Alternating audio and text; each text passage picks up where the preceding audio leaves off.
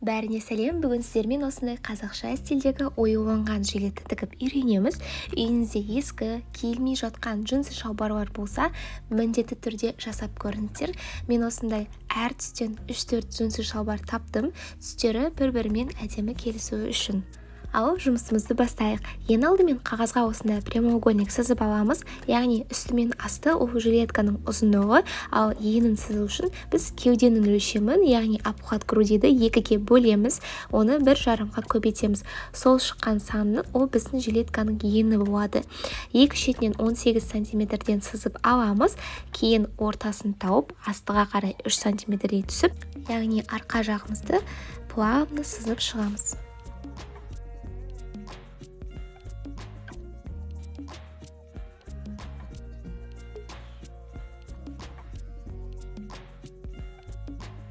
Енді шетінен 3 сантиметрге дейін түсіп, иық жағымызды қосып аламыз.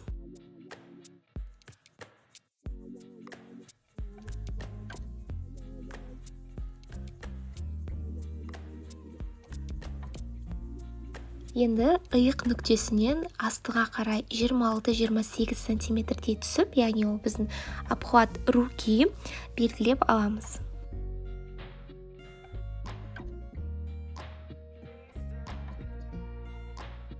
Ең астыңғы нүктеден оңға қарай 6 сантиметрдей белгілеп, осы екі нүктені линейкамен қосып аламыз.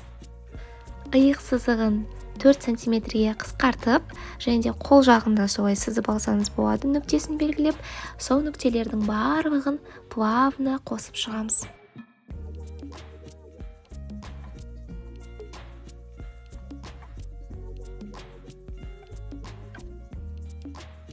Екінші жағында тура солай сызып аламыз. Енді артқы лекавамыздың астыңғы жағын барлығын линейкамен қосып қиып шығамыз.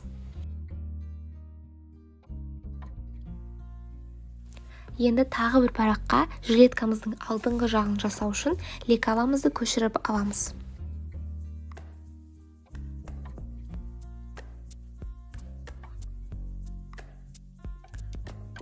Иық жағынан 2 сантиметрге түсіп, сызып аламыз, және де лекавамызды қайтадан қосып, мойын жағын сызып аламыз. Мойын жағын мен кейін ашықтау болу үшін 4-5 сантиметрге дейін түсіп сызып алдым.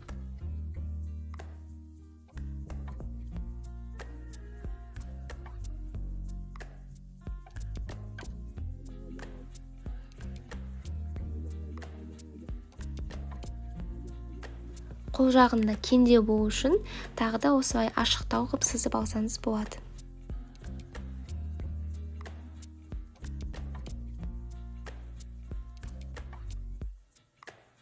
Ал алдыңғы жағын подкладпен қайырып тігу үшін 3 сантиметрдей тағы да қостым, оны жұмыс барысында көретін боласыздар.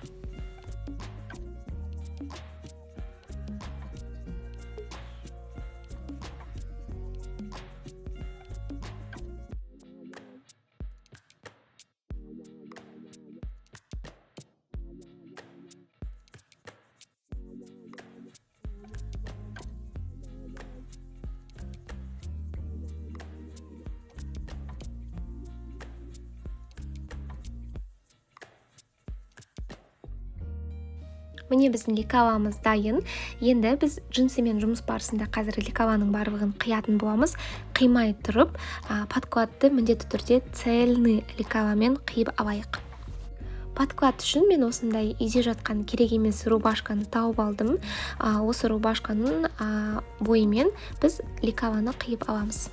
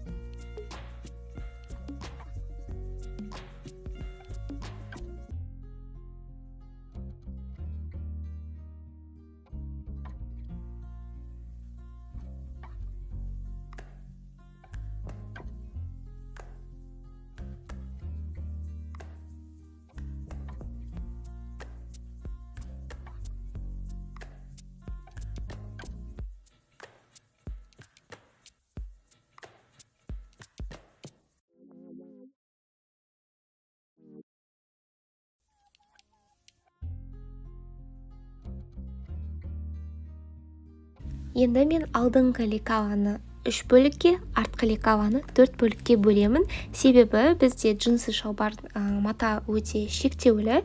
Біз әр жерінен әдемілеп қиып алуымыз үшін осылай лекаларды бөлшек-бөлшектеп қиямыз.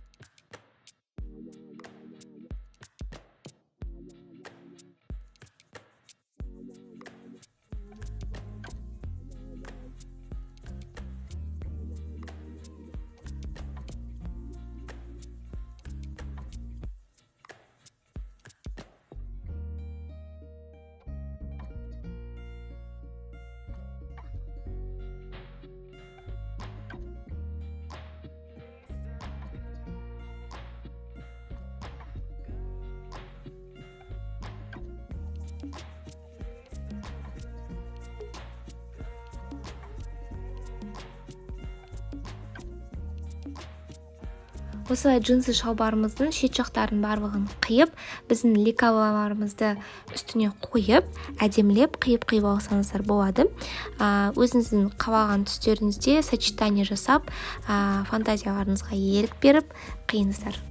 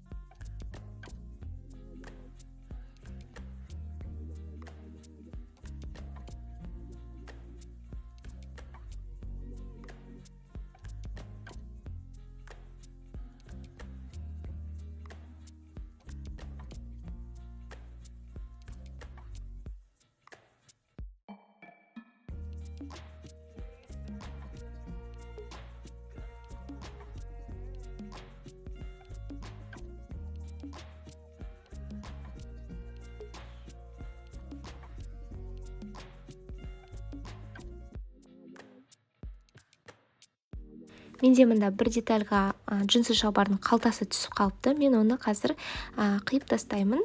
Бірақ та білесіздер, артқы жағында ізі қалып қалады. Ол ештеңе етпейді. Біз үстіне ою қойып тігіп тастаймыз. Енді артқы лекаланың бірінші мен екінші деталін тігін машинасының көмегімен осылай қосып шықтым. Үшінші детальді да осылай екеуіне қосып тігіп шығасыздар. Барлығын міндетті түрде үтіктің көмегімен араларын ашып үтіктеп шығу қажет.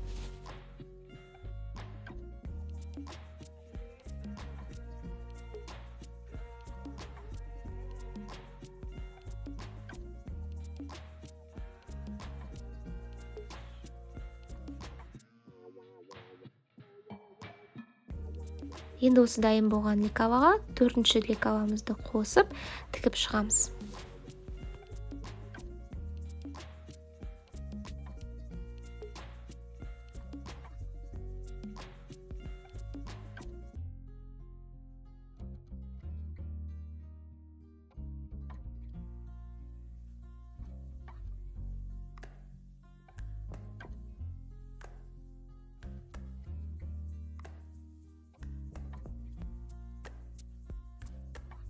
алдыңғы лекалаларымызды да тура солай бірінші мен екіншісін тігін машинасының көмегімен қосып араларын үтіктеп шығамыз. Кейін үшінші детальді қосамыз.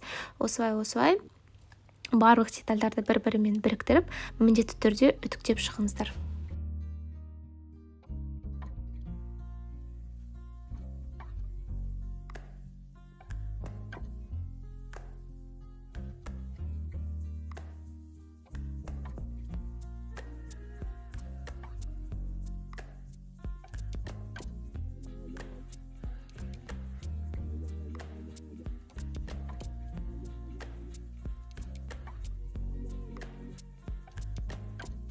Міне бізде примерно жилетка шықты. Бұл біздің бірінші примерка. Айнаның алдына келіп, киіп, артық жерлерін мелдің көмегімен, булавканың көмегімен қыстырып алыңыздар. Мысалы, менде міне иық жағы және де қол жағы өте үлкен болып шықты. Оны мен қазір мелдің көмегімен белгілеп аламын да, булавкамен қыстырып, кейін қайтадан бір примерка жасап көремін. Примеркадан кейін тігін машинасының көмегімен тігіп, артық жерлерін содан кейін ғана қайшының көмегімен қиып тастаймын. Міне қараңыздар, булавкамен қыстырып, примерка жасап көрдім. Мына жағынан қатты үлкен болып тұр. Әрине бізде лекала барлығына стандартны болып келе бермейді. Сондықтан да әркімнің размері бойынша өздеріңіз жеке өлшеміңізбен артық жерлерін қиып белгілеп аласыздар. Міне иық, кеуде жақтарын тігін машинасының көмегімен қиып, әдемілеп үтікпен үтіктеп шықтым.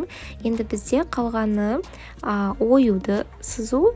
Мен оюды осылай ноутбукке қағазды қойып, маркердің көмегімен сызып аламын.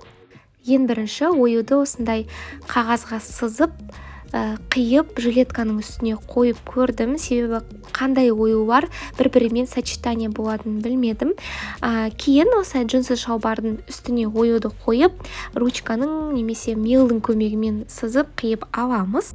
Негізі мен оюларды әртүрлі түстен жасағым келді. Яғни ақшылдау джинсылардан, қаралау джинсылардан, жилетканың деталіндағы қара түсті джинсының үстіне мен осындай ақшылдау түстен оюлар қоятын боламын. Сонда өте әдемі көрінетін болады. Оюды таңдауыма негізі менің 2-3 сағаттай уақытым кетті. Оңай емес екен негізі ою таңдаған, өйткені мыңдаған түрі бар. Бір-біріне келісу үшін тырысу қажет. Енді біз оюымызды тігу үшін ең бірінші оюды жилеткаға жабыстырып алуымыз қажет. Осындай клеевой сатылады дүкендерде, міндетті түрде алыңыздар. Клеевойды осы оюдың астына қойып, үстін үтікпен бастырамыз. Сол кезде оюымыз уақытша жабысып тұрады. Тіккен кезде қазір екі шетін өте оңай. Сондықтан да міндетті түрде осындай клеевой сатып алып қолданыңыздар. Құрақ көрпе жасағанда қыздар көрген шығар. Осындай клеевоймен жұмыс жасайды барлығы. Негізі олар метровыйда сатылады. Мен осындай кішкентай 0,5 сантиметрлік, 1 сантиметрлік сатып алдым.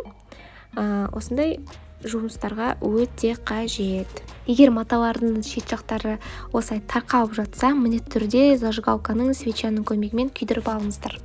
Мен джинсы маталарын сырт жақтарын күйдірмедім, өйткені қатты тарқалмады, және де кішкене ғана тарқалғанның өзі мен үшін әдемі көрінді, сондықтан да солай қалдырайын дедім. Міне алдыңғы жақтағы оюларым осылай шықты. Артқы жағына тура ортасына осы оюды қояйын дедім, себебі арттан келетін тіл көзден сақтайды дегенді естігенмін. Енді клейленген оюларымызды тігін машинасының көмегімен шет жағынан тігіп шығамыз. Тігіс машинасының ұзындығын мен 3 мм-ге қойдым. Енді осылай тура оюдың шетінен лапканың бойымен ақырындап тігіп шығыңыздар. Асығудың қажеті жоқ. Асықсаңыздар, оюларыңыздың тігісі қисық-қисық болып шығады.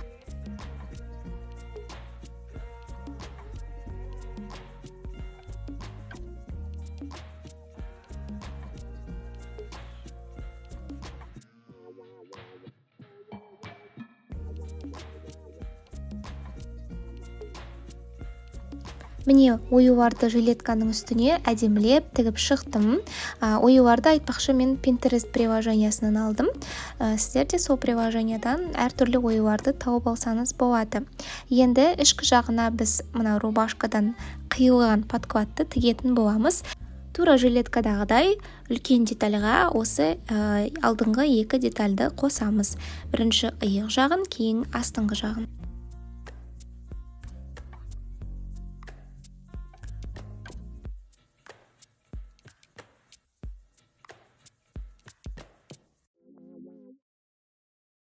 Тігіп болғаннан кейін міндетті түрде жилетканың ішкі жағына осылай салып тексеріп көресіздер. Өлшемі дұрыс келсе, онда жұмысымызды жалғастырамыз. Ал егер де үлкен болса, артық жерлерін қиып тастасаңыздар болады.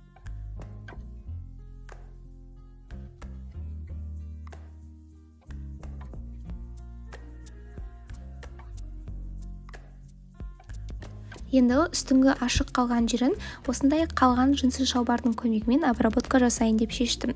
Негізінде сіздер жаңағы рубашечный подкладты просто цельный ғып, тура жилетканың жаңағы размерінің бойымен қиып алсаңыздар да болады. Бірақ та мен мына жағын осылай әдемілеп обработка жасайын деп шештім. Ол жерге сіз өзіңіздің этикеткаңызды, жаңағы брендированный логотипіңізді жабыстырып тігіп қойсаңыз болады. Тура видеодағыдай джинсы шалбарды жаңағы кішкене ғана қалдығын осы жерге қойып, ашық жерге әдемілеп соның бойымен сызып аламыз да қиып аламыз.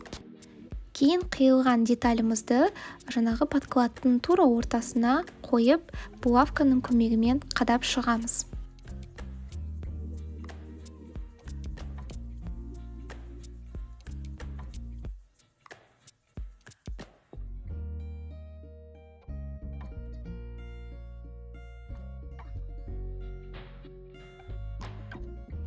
Қадалған детальдарды тігін машинасының көмегімен 0,5 сантиметрде тігіп шығасыздар.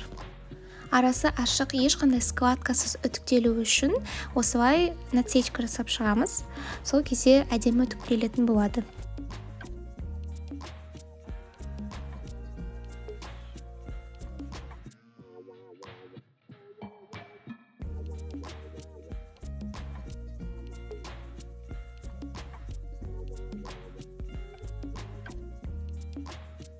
Міне әдемілеп үтіктеліп шықты. Енді жилеткамызды кері айналдырып, сыртқы жағын, яғни жилетканың сыртқы жағы мен подкладтың сыртқы жағын бір-біріне қаратып, үстіңгі жақтарын булавканың көмегімен қадап шығасыздар. Иықтары бір-біріне келу керек, қолдары бір-біріне келу керек. Міндетті түрде әдемілеп булавкамен қыстырып шығыңыздар. Сол кезде тігіс барысында детальдар қисаймай бір қалыпты тігілетін болады.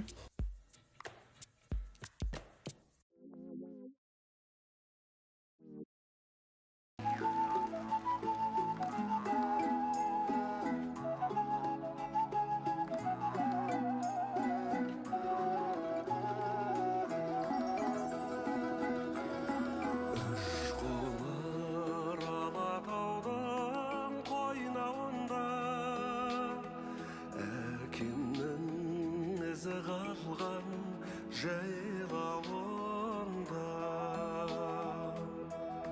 қасқа су күргір тасып күлер келе арқарлар жайлатын аймағында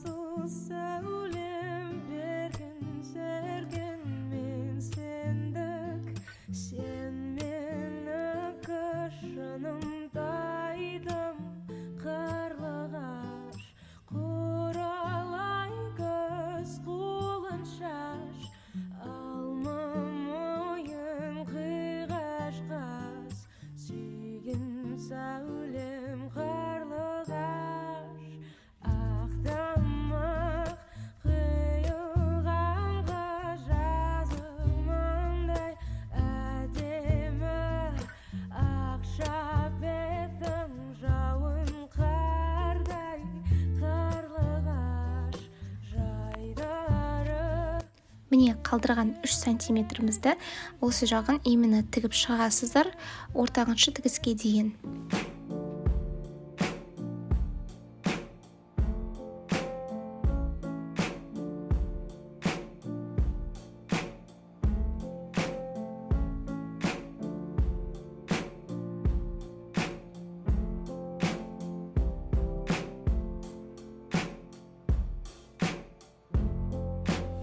You and me, we made a vow, for better or for worse. I can't believe you let me down, but the proof's in the way it hurts. For months on end, I've had my doubts, denying every tear. I wish this would be over now, but I know that I still need you here. You say I'm crazy, 'cause you don't think I know what you've done. But when you call me baby,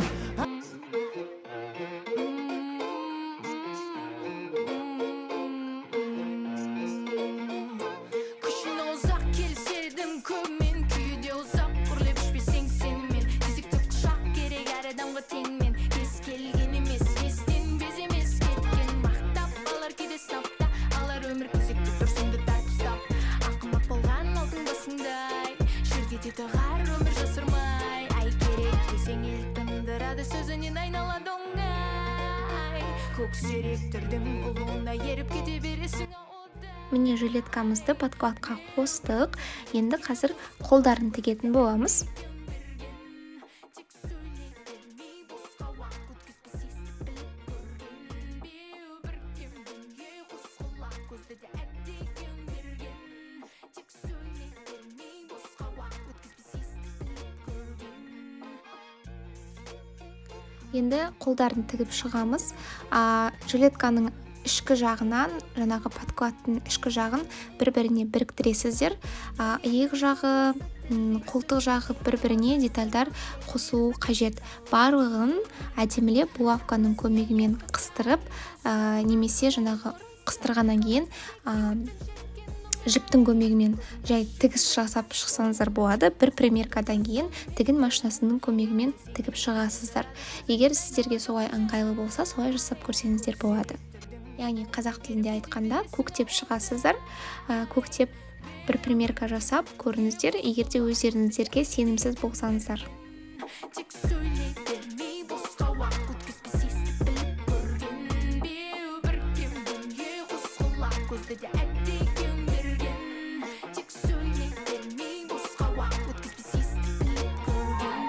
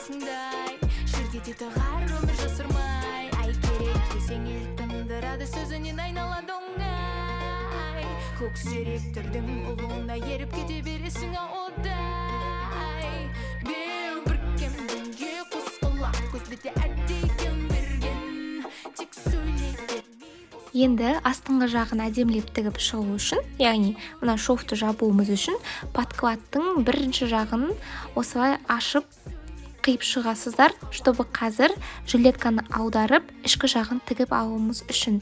Осылай жаңағы тесіктің көмегімен жилетканы полностью аударасыздар да астыңғы подкладты жилеткаға қосамыз. Негізі подклад жақтың матасын көбірек алсаңыздар болады. Сол кезде подклад қайрылып әдемі тігілетін болады. Егер де подкладыңыз ұзын болып тұрса, онда жаңағы жилетка тігіліп біткеннен кейін подклад кішкене қайрылып астына шығып тұруы мүмкін. Сол жағын кішкене қарастырыңыздар. Осылай булавканың көмегімен барлық жағын қыстырып шығамыз да тігін машинасының көмегімен тігіп шығамыз. Тігіп болғаннан кейін жаңағы тесікпен қайтадан аударып шығамыз.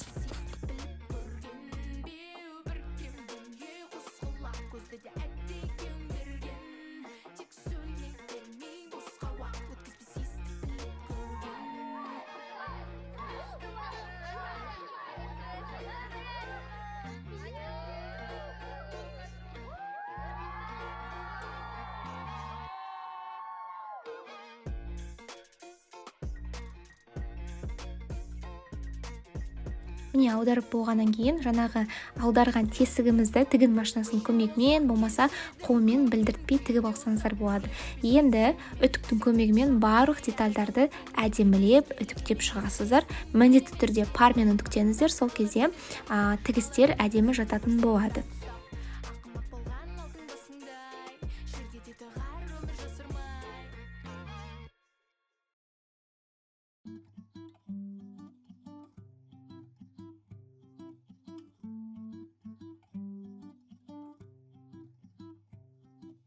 Көңілім көңілсіз ойға батқанда жұбата аласың ба? Алдыңғы жағына мен сияқты осындай джинсы шалбардан кішкентай байлау жасасаңыз болады, немесе кнопка, түйме қыстырсаңыздар болады.